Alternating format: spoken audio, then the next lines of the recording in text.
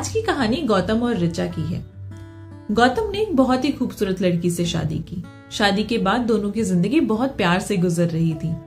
वो उसे बहुत चाहता था और उसकी खूबसूरती की हमेशा तारीफ किया करता था। लेकिन कुछ महीनों के बाद ऋचा चर्म रोग से ग्रसित हो गई और धीरे धीरे उसकी खूबसूरती जाने लगी।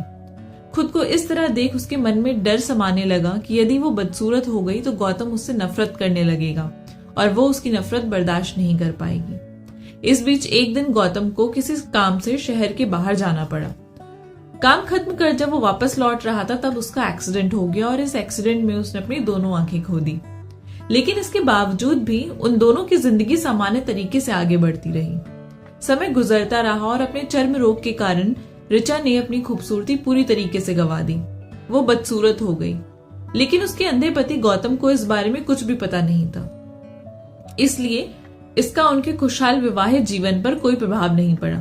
वो उसे उसी तरह प्यार करता रहा। एक दिन ऋचा की मौत हो गई। गौतम अब अकेला हो गया था, बहुत दुखी था।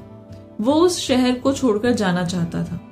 उसने अंतिम संस्कार की सारी क्रियाविधि पूर्ण की और शहर छोड़कर जाने लगा। तभी एक आदमी ने पीछे से उसे पुकारा और पास आकर कहा, अब तुम बिना सहारे के अकेले कैसे चल पाओगे? इतने साल तो तुम्हारी पत्नी ऋचा तुम्हारी मदद किया करती थी। गौतम ने जवाब दिया, दोस्त, मैं अंधा नहीं हूं, मैं बस अंधा होने का नाटक कर रहा था। क्योंकि यदि मेरी ऋचा को पता चल जाता कि मैं उसकी बदसूरती देख सकता हूं तो ये उसके रोग से भी ज्यादा दर्दनाक होता। इसलिए मैंने इतने साल अंधे होने का दिखावा किया। वो बहुत अच्छी पत्नी थी, मैं उससे हमेशा खुश रखना चाहता था।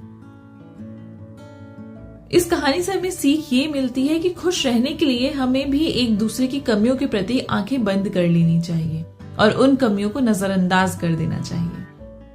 आई होप आपको ये कहानी पसंद आई होगी। अगर ये कहानी अच्छी लगी है तो चैनल को प्लीज सब्सक्राइब कर दीजिए, लाइक कर दीजिए और अपने प्यारे प्यारे से कमेंट नीचे ड्रॉप कर दीजिए। मिलूंगी आपसे नई कहानी के साथ, तब तक के लिए बाय बाय।